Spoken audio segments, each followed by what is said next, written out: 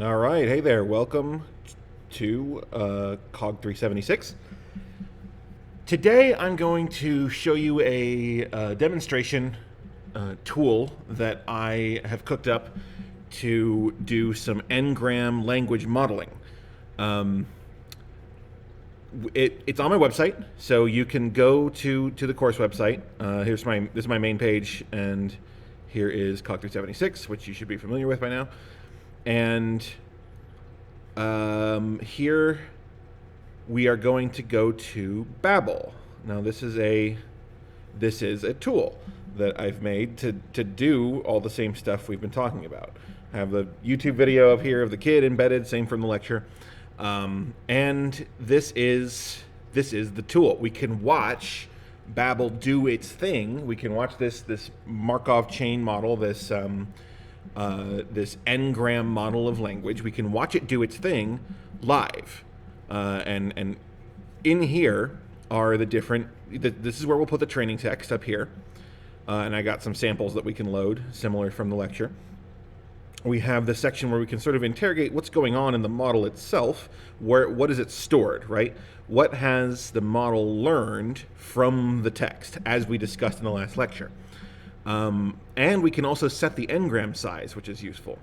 Don't want to mess with it too much right now, but oh, it's going up by 2 at a time. That seems wrong. What if we do 3? Okay, that's just a Mac interface issue. Don't worry about it. Oh, undefined. Oh my gosh, why? Well, I'll show you why. Here is where we're going to see the dictionary that represents the model's memory. As we discussed in the last lecture, that's sort of the core thing that the model keeps track of between the time that it learns and the time that it outputs information. And then finally, on the output end, we have generated text. We can have a seed word, we can have how much text we want to generate, and we'll generate it. Right now, there's nothing up there, so it explodes slightly. So let's put something in there that we've heard of already. The boys babbling. Dream. So this is the text. I just have this button loads the text in immediately. Have you ever had a dream that you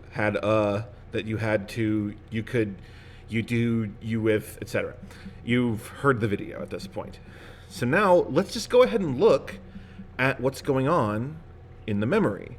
It's a little dark on the screen. I hope it's not too bad for y'all. Turning my own brightness up. I don't know if that probably shouldn't show for you. But this is a dictionary, right? Remember that the structure that what we are reading from is we're getting the pairs, so have you, right? And we're recording them. We're saying what's the root word or root words if we were to change the n-gram size, and what's the output word or what's the possible output word. Remember, in this case, we have the word have and the word you. The word you has a lot more things that follow it. Have and you only happens once in this text. So have you. What if we had, have I ever had a, you're seeing that this system is updating in real time. So this is kind of the fun part of this tool, is that I can just slide new things into the training text and the system was going to rapidly update. Have I ever had a dream like that?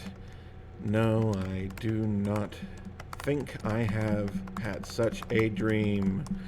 Okay, so now we've turned it into this weird little dialogue of me talking to this kid and not being very forthcoming. Sorry, kid. One issue here. Have had, right. So the capitalization actually counts for things in this current implementation. We could design it not to, but for now, we just keep it the way it was. So this is interesting now. So you're seeing that I've introduced a little bit more text, and we see that the memory has changed slightly. Have, as the root word, we're looking at bigrams, right? So we're looking at have you, but also have I is now recorded, right? I is one of the tokens. And had, have had over here. And again, I had to capitalize it just to show you what I was trying to do. We can lowercase it for a different way. So, okay, so this is what you're seeing now, I hope, the application, the applied version of what this what this system does, right? And you can follow the way that this information is transformed just by watching how it changes when you type new things. Down here, it's going to go nuts as you type things, because every time you type a letter, it's going to change the input. A little gobbledygook, but it's okay. So I've inserted some kind of junk tokens down here. So let me scroll, and let's see if we can find those junk tokens in our memory. Well, that's because that's after a new line. All right, so what about this word? It's going to be late because it's one of the last things. Yeah, G. Okay, so now remember what this whole thing is trying to do. We have the model of the memory, right? Sorry, we have the model's memory, which is itself a sort of a model of the statistical properties of the language. Now you're seeing here, you has the word ever, the word had, the word could, with a comma versus without. The word you has a lot of different ways it can go. Now let's think about how you can generate text doing this. I can show you how it happens. Generate text. The seed word is have, and so the word have is the text that it starts with, right? And so what are the things that have can start with? Well, in this case, with this text, have will always be the first word, but it could then go to either you or I. I got rid of that other have's capital case. So have, you, or I are the two options for what the next word could be. So when we start this generation, we have happens every time. You is the next word quite often, but it can also be a different word. It can be I sometimes. Sometimes it's you, sometimes it's I. That's because that's how the generation works. What's happening is the first word appears, right? We use that first word, and then we select one of these two other words at random. From there, we will then select a new word from there. Now the word I, in all caps, I is also can move to ever. So have I ever. So that's kind of fine. That means that we have two different routes to get to some of the same words. Let's just generate once and see what it goes for. Have, I do not think, I do, you could, you wanted him to do anything? Have I ever had a dream? We can go again. Have I, do you want, etc. We can keep going. We can just generate oodles of text. This is not a great one because I've sort of introduced some gibberish and some like not so solid, just kind of a wholly different tone down here to produce a different set of information. So let's switch to a little bit different format and content. Let's use Seuss. Seuss, in the lecture I used primarily Green Eggs and Ham. This time I'm using Oh, the Places You'll Go, which is, it's the entire dang thing. So let's watch some of the generation from this. First of all, let's move through it, right? Congratulations is the first word, followed by a new line, and today is your day. So, congratulations, new line can lead to lots of possible things to start a new line, okay.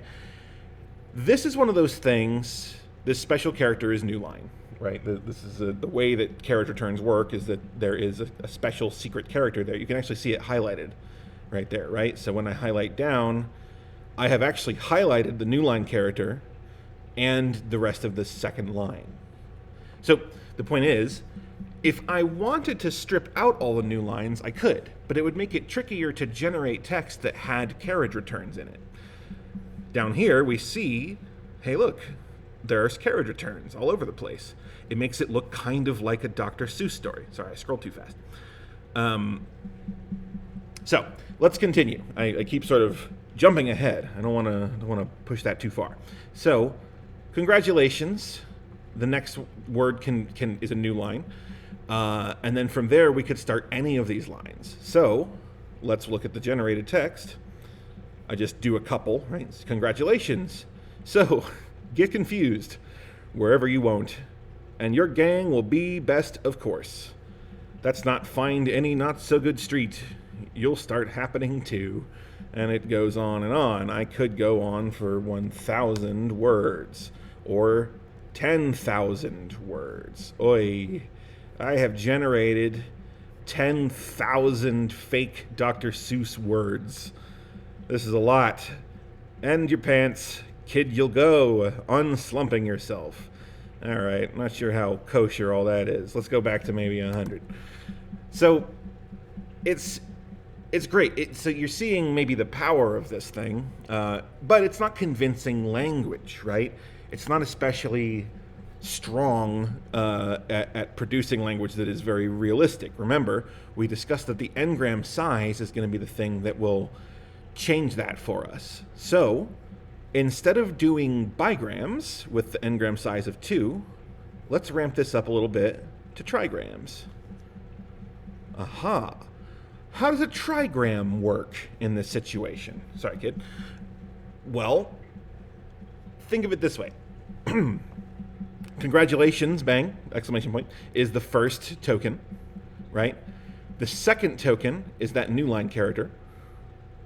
Doot, doot, doot, doot. And then the third token is today, right? Those together create a trigram. That is, congratulations, new line, today, right? We see that represented here. Now, here's the trick. Remember, we discussed how you need in the keys of the memory structure, in the keys of the dictionary that we're using to be the model's memory, that's where we will put the things that we need to use to predict some next possible word, right? We're always trying to get one word, even though there's multiple possible down here. So, for example, today is, right? That's the first 2 words of one trigram. So today is your, right? But it looks like there's another trigram. Oh, it happens twice. So that's just 2 times of that. Let me find one that's not 2 of the same. Off and away. Let's see. In your head, in your shoes, right? Let's find that. Brains in your head, feet in your shoes. Okay, so here's a trigram. One of the many that we create when we tokenize this text and break it up and stuff. You have brains in your head. Okay, cool. In your head. Remember that we're always trying to, when we go to generate new language, we're trying to say what word comes after however many words I have available. In a bigram, you only have the one word. In a trigram, you have 2 words available before the word you're trying to predict. So, in the same structure, in the memory structure, in the dictionary, we can come in and say, well, the key is those 2 first tokens stapled together. So, in your, and that can be followed by either head or shoes. So, let's see if we've generated either of those down here. It's possible we didn't at all. In your is not going to come up that often. Let's jump. Let's jump around.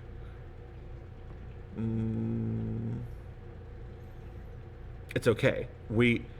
And you may not find any. Fair enough, Dr. Seuss. But I think I'm hoping you can understand now more with this more practical look at things of how a trigram functions just a bit differently, but it's an extension of the way the bigrams work, right? So if we go back down to 2, in now has a lot of possibilities because there's lots of times the word in appears. There's fewer times where the word in your appears. Now let's find the word your. That's almost certainly up here somewhere, right? So your, under a bigram situation, your has lots of, what's the word here? It has lots of possibilities because it's not bound to the word before it. We don't have to account for when in is also there. We're only accounting for when the word your shows up, and it shows up quite a lot. It shows up all over the place in the training text. So what that means is, with a bigram, your can predict lots of different possible words. But that means that it's not sensitive to, for instance, the word in might change the meaning of the next word. It can't do that. When we ramp up the n-gram size, we see that... Oh, wait, I went to 4 because something's busted on my thing. So 3. We'll go to 3. Ramp up the n-gram size, we see that the list of possible words after each thing shrinks by quite a lot. Most of them, at least. Because there's less cases where the word... where would we go? In your shoes, right? So... in your. Now there are only 2 times the words in your appear, and head and shoes are the only available options. I hope this is starting to illustrate for you why that is better language, right? In your head sounds like a human language production. Whereas there's a lot of ways that a bigram might miss that chunked information, that chunked knowledge together. Let's generate a few. So, just generate one. We can see that it almost always starts the same now because we're using a trigram. We're saying, congratulations, new line. Well, the only thing that comes after that is the word today. So already we're starting to see that this text that's generated, when we ramp up to 3 n-gram size of 3, it's more bound to the training text than it might have been with under 2. Let's go back down to 2. Congratulations, new line, something else can happen.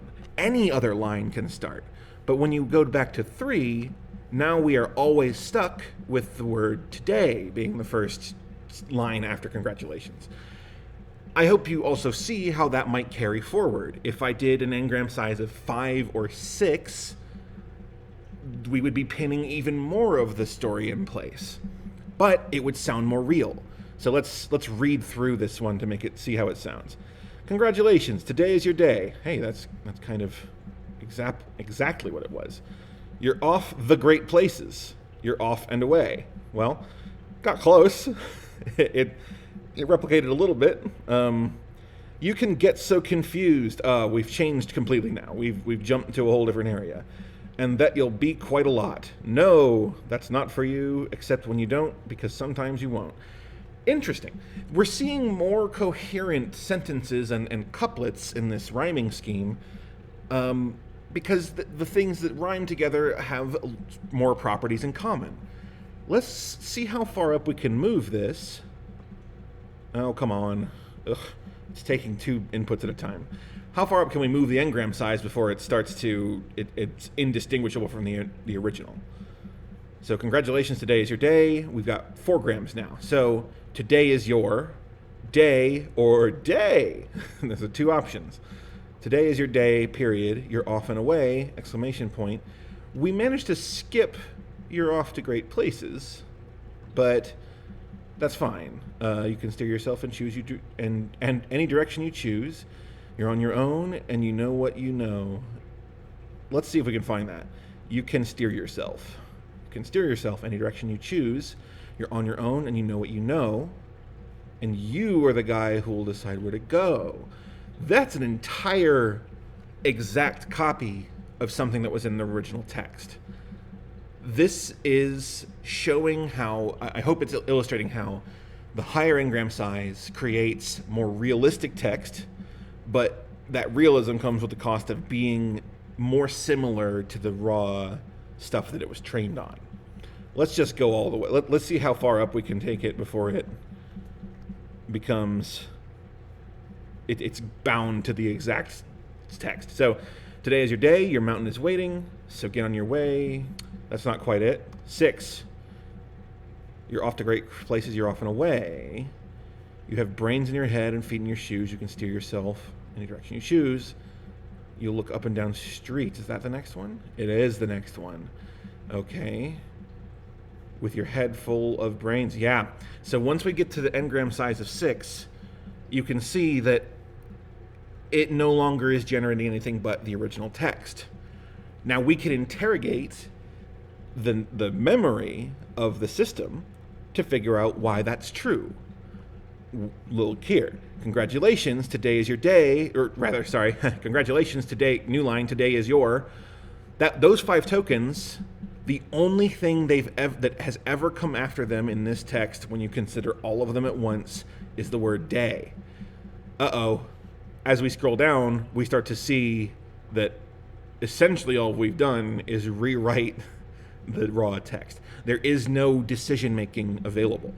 Everything is locked in place. Once you get to 6 words in a row, it's pretty unlikely. 6 words in a row is a fairly unlikely thing. This is why when they talk about plagiarism rules, the number settled on is, quote, 7 words in a row taken from the raw text. Now, that is fudgy. It's more of a rule of thumb. It's not about that I don't think that it'll hold up in court if you say I only stole 6 words, or in a different case, if you have more than that in fair use questions, who knows. But the point is that statistically, any order of 7 words is super unlikely to happen, just in general. And we're seeing here that even throughout this entire story, every set of 6 words in a row is a singleton. It only happens once. Even though there's overlapping components, right, the individual words, taken as a whole, the probability of each of them is equal, and because it's seldom. So all of them fail to give us anything that's not just the exact next word from the original text. New line, I'm so sorry to say. So let's do 1,000 words of the original. Oh. 1,000, I say. Yeah, it's just the same thing. It's the entire. I'll scroll down real fast, real far. There may be a couple of times. There may be a couple of moments, but it seems like no. So the point is that high N N-gram models of language end up just replicating the raw text, and now you can, I hope, see why, right? If we have to take these are the preceding conditions, the words that have just happened, and this is the word that could come next, we only have one, right? Now, I could, let's see. No, we can't screw with that. So, this is all good. Go back up. Oh, too far, too fast. My apologies. We're bouncing. So, this is just, it's a tool to play with, and we can do all kinds of stuff. Let's feed something new in there. Let's feed in the U.S. Constitution.txt. I'm just Googling it live. Come on, constitutioncenter.org. Give me the full text. Is this gonna work? Yeah, sure, fine. I'm gonna grab all of it. Give me the Constitution and the amendments. Those are some of the most important parts. They will be continuing forward. Okay, we're going to grab the entire U.S. Constitution and jam it in here and see what happens. Select it all, and I'm just going to paste it.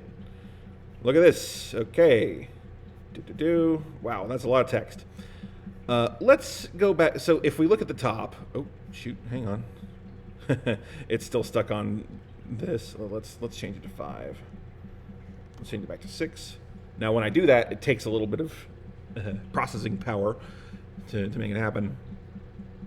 Okay, so we are in the same way. It seems like 6 words is still too many for an n-gram that can do anything of any interest. Because even in something as like technical and kind of repetitive as the Constitution, you're still seeing most of these things have only one option. Sometimes we have things like shall be vested in a Congress or president, right? Congress of the United States, which versus and, there's these small situations where something might happen in 2 different ways, but seldom. So really, when it comes down to it, we the people of the United States, in order to form a more perfect union, we're just recreating it. But what if we wanted to generate a new constitution? Let's take it all the way back down to 2, our old friend that is kind of the most loosey-goosey and wobbly. Oh, the seed word being one is a little messed up. Let's say we. We, the United States, and subject to assemble, determines by appropriate legislation. The 25th Amendment is the second line of this. The actual service in any state to which he may require it. That's a fun amendment. Not really doing a lot of legal lifting there. Not a lot of good terms to go from for the Supreme Court to try to interpret.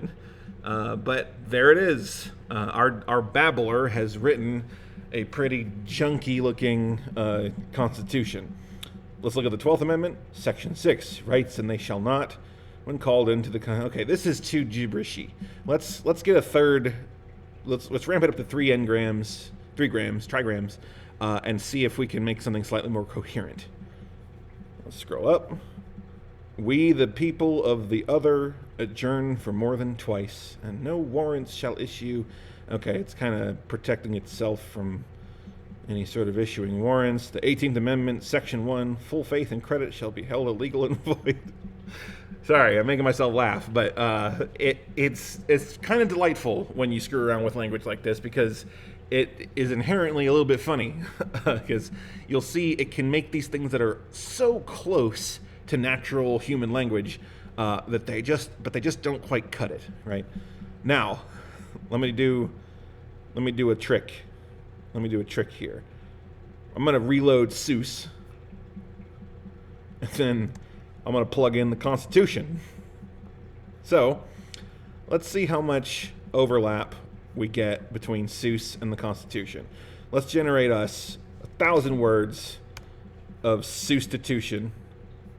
We'll go up and down to 3. Can we read "Oh, the places you'll go" mixed with the Constitution? Let's see what happens. Congratulations, today is your day.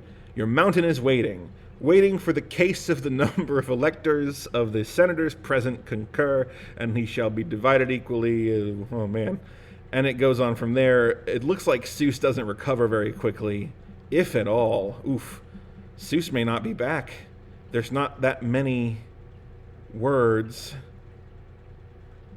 No person except a natural-born citizen, or a pot to boil, or a better break.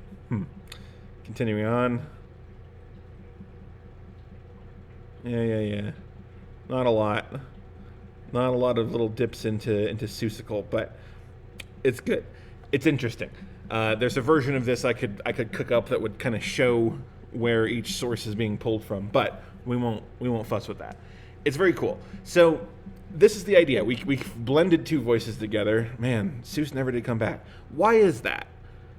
Well, in a sense, it's because the kind of language used in the Constitution is quite a lot different than the kind of language used in a Dr. Seuss poem or book or whatever you want to call this as. Notably, also, there's a lot more text of the Constitution. So maybe what if we take what we get out of Dr. Seuss? What if we just up the base rate? What if I just give a bunch more Dr. Seuss text to this system?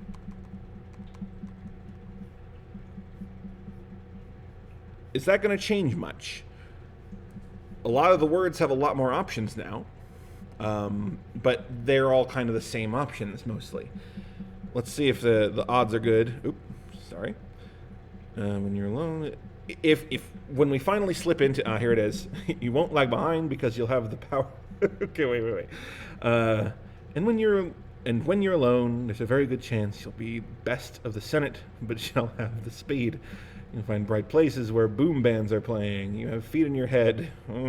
You won't lag behind because you'll have the power to enforce this article had not been rarefied in the Senate, etc. Do we ever go back? I'm afraid you'll find. Okay, maybe. It's tough to say. Every time you generate text using this system, it's just kind of one possibility among millions and billions of possibilities because you're using random number generation.